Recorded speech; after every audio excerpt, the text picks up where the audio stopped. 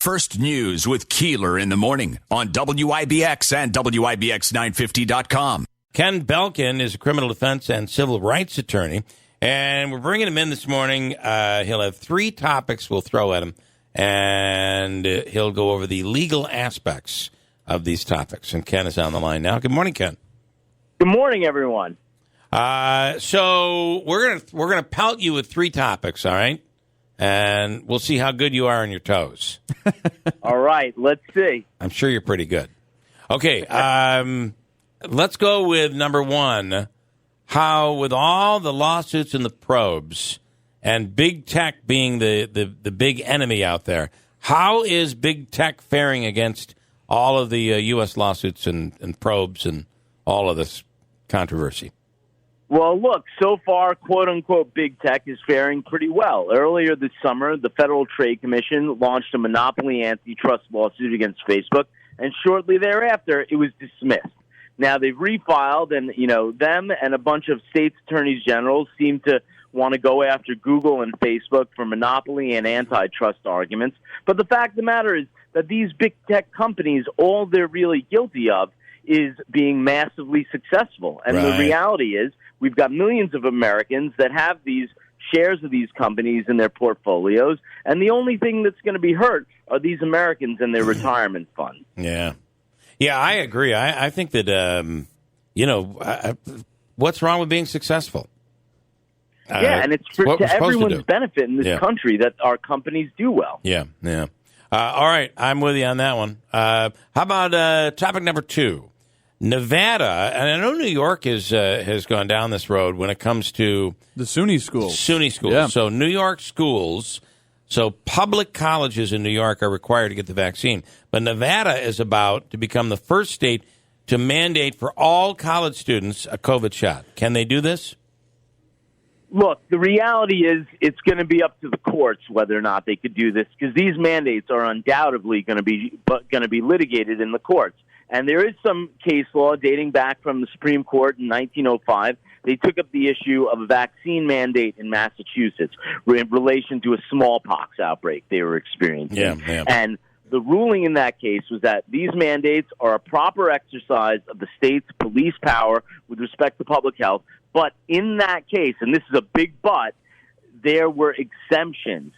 There were ways for people to get out of having to take that vaccine. There was a list of conditions that would make you exempt, or you could pay a $5 fine. There doesn't seem to be any consideration for people who have natural immunity, for people who have medical conditions that might expose them to adverse effects of these vaccines, nor is there any consideration due to our First Amendment rights. People who have religious beliefs that make it so that they don't want to take these vaccines, or strongly held opinions. Yeah. It seems highly un-American for politicians to be able to mandate what we do with our bodies medically.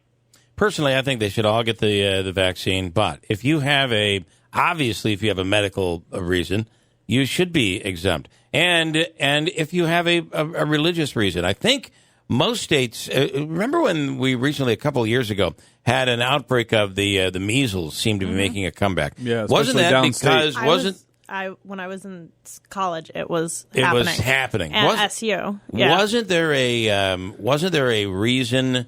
I'm pretty sure it was religious reasons where some people were backing out, and they had every right to do it for religious reasons. There was a huge outbreak in Brooklyn of measles in the religious Jewish community. Yep. They didn't want to take the vaccine, but that's their right. That's part of being an American, is that there are risks to life, and we have accepted them because we believe in a free society. Now, the way that they have been able to pull this off is if you want your kids to go to public school, you have to get the vaccinations. But I think even in public school, there are those religious exemptions. Yeah, and there should be. There's a reason that the First Amendment is the First Amendment, and it protects your religious beliefs, and it also prohibits the state from enforcing any religious beliefs on you. All right, I'm going to give you one more topic here, if you don't mind. Do you have time for it, Ken? Let's do it. All right. If E.T. exists, would our government tell us? Because there was just this report that came out, but I'm not sure they told us everything. What do you think? I mean, look, I've been obsessed with this topic ever since I was 13 years old and saw my first episode of X-Files.